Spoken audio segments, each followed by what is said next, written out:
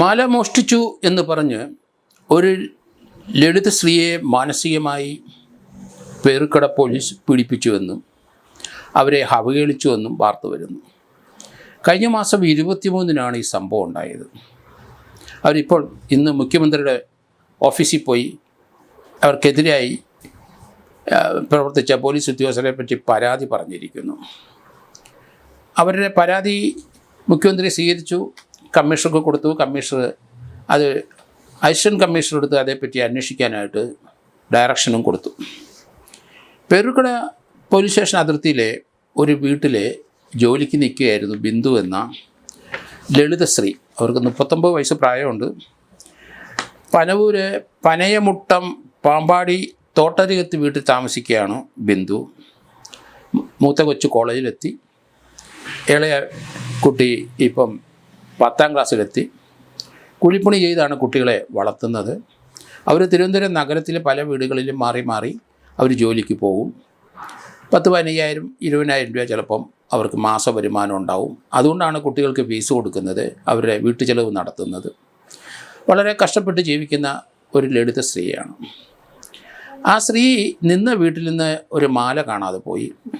18 gram തൂക്കം, അപ്പം തന്നെ 2.5 പവനോളം തൂക്കം വരുന്ന മാല. ആ ഉടമസ്ഥയായ സ്ത്രീ പേരുക്കട പോലീസിൽ പരാതിപ്പെട്ടു.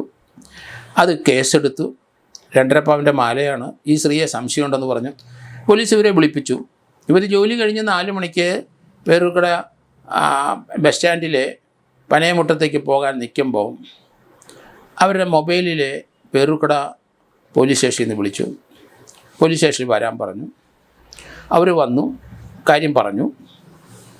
അവരുടെ ദേഹപരിശോധന നടത്തി അവരുടെ കൈവശം ഉണ്ടോ ഇല്ലയോ എന്ന്. ദേഹപരിശോധന നടത്തി കഴിഞ്ഞപ്പം ആ സാധനം അവരുടെ കൈവശം ഇല്ല. വനിതാ SIയും വനിതാ പോലീസുമാണ് അവരുടെ ദേഹപരിശോധന നടത്തിയത്. അങ്ങനെ അവമാനിച്ചൊന്നുമില്ല അവിടെ. അതേസമയത്ത് അവർ വെള്ളം ചോദിച്ചു. ആ സമയത്ത് ബാത്റൂമിൽ നിന്ന് വെള്ളം എടുത്ത് കഴിക്കാൻ പറഞ്ഞു എന്നാണ് അവരെ അവഗണിച്ച വേറൊരു കാര്യം.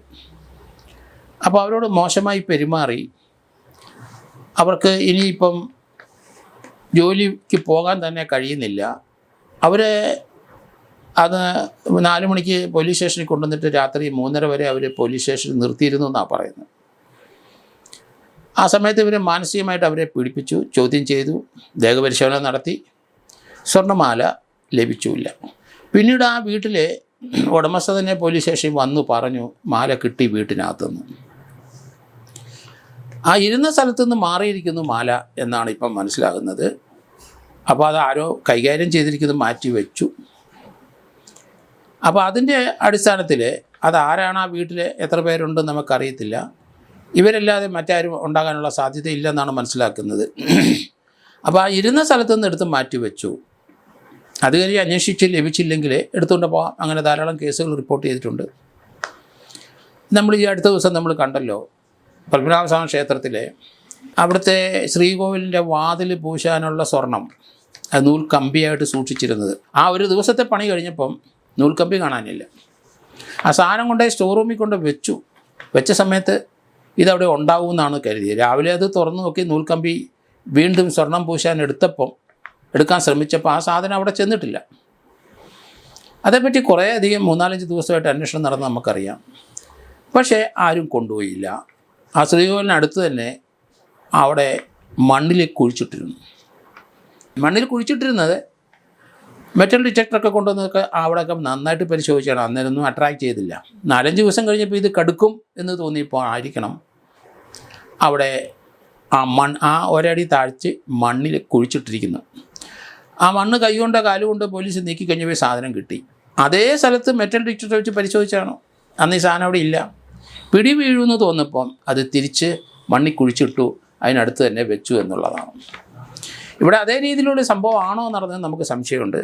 പക്ഷേ അവരെടുത്തില്ല. ആ വീട്ടിൽ തന്നെ സാധനം ഉണ്ടെന്ന് വീട്ടുകാരി പറഞ്ഞു. എവിടെയാണ് വെച്ചിരുന്ന സ്ഥലം എവിടെ? അലമാരയായിരുന്നു. അവിടുന്ന് മാറി സഞ്ചരിച്ചോ, എന്നിട്ട് ഇപ്പോൾ എവിടെയെങ്കിലും സൗകര്യമായിട്ട് കൺസീൽ ചെയ്തോ, അതാണ് ഇവരെ സംശയം വരാൻ കാരണമെന്ന് തോന്നുന്നു പേരുക്കട പോലീസിൽ. എന്തായാലും അവർ ആരോ ആയിക്കോട്ടെ, അവരൊരു ലളിത സ്ത്രീയാണ്. അവർ പാവപ്പെട്ട സ്ത്രീ, വേറെ സ്വത്തുക്കളൊന്നുമില്ല, കുട്ടികളൊക്കെ കോളേജിലൊക്കെ പഠിക്കുന്നതാണ്. അവർക്ക് ഇതുപോലെ ഒരു കള്ളിയുടെ ലക്ഷണം അങ്ങനെ ഒരു റൂമർ അങ്ങനെ പലയിടത്തും ഉണ്ടായാൽ തീർച്ചയായിട്ടും അത് അവർക്ക് വളരെ ദൂഷ്യം ചെയ്യും. കാരണം അവരെടുത്തിട്ടില്ല, സാധനം അവിടെ തന്നെ ഉണ്ട്. ഇങ്ങനെ ഒരു റൂമർ അങ്ങനെ പടർന്നാൽ തീർച്ചയായിട്ടും അവർക്ക് പല സ്ഥലത്തും ജോലി ഇനി നിഷേധിക്കും. അതുമാണ് അവർ പറയുന്നത്. അങ്ങനെയാണ് അവർ മുഖ്യമന്ത്രിയുടെ കൊടുത്ത പരാതിയിൽ അത് പറയുന്നുണ്ട്. അവരൊരു ഹരിജൻ സ്ത്രീയാണ്, ലളിത സ്ത്രീയാണ്. അവർക്കെതിരായിട്ട് വളരെ മോശമായ ഒരു പെരുമാറ്റമാണ് പേരുക്കട പോലീസിൽ നിന്നുണ്ടായെന്നുള്ളതാണ് ആക്ഷേപം. അത് SC/ST പരിധിയിൽ വരുന്നതാണ്. പോലീസ് അത് ശ്രദ്ധിക്കണം.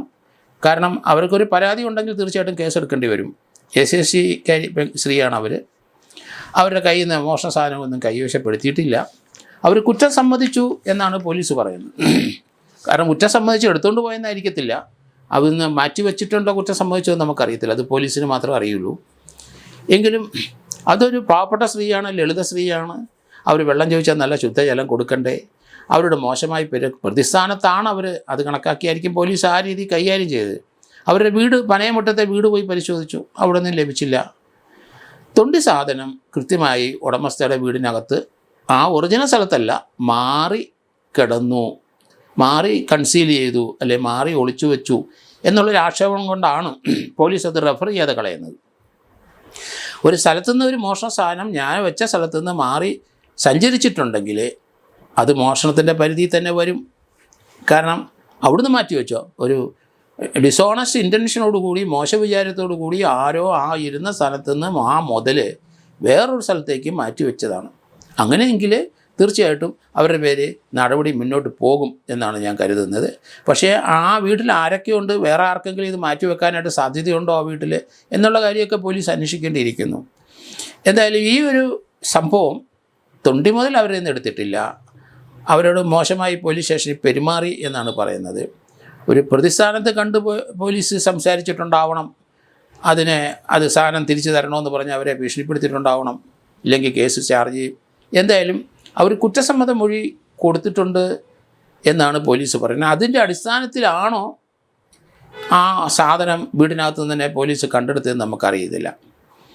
എന്തായാലും പാവപ്പെട്ട വളരെയധികം സ്ത്രീകൾ പല രീതിയിലും വാദിയായിട്ടും പ്രതിയായിട്ടൊക്കെ പോലീസ് സ്റ്റേഷനിൽ വരുമ്പോൾ പെരുമാറ്റം അവർ ഹ്യൂമൻ ബീയിങ് ആണ്. അവരോട് ഒരു ഹാർദവമായ അല്ലെങ്കിൽ അവരോട് സ്നേഹമസൃണമായ രീതിയിൽ തന്നെ ചോദിക്കണം.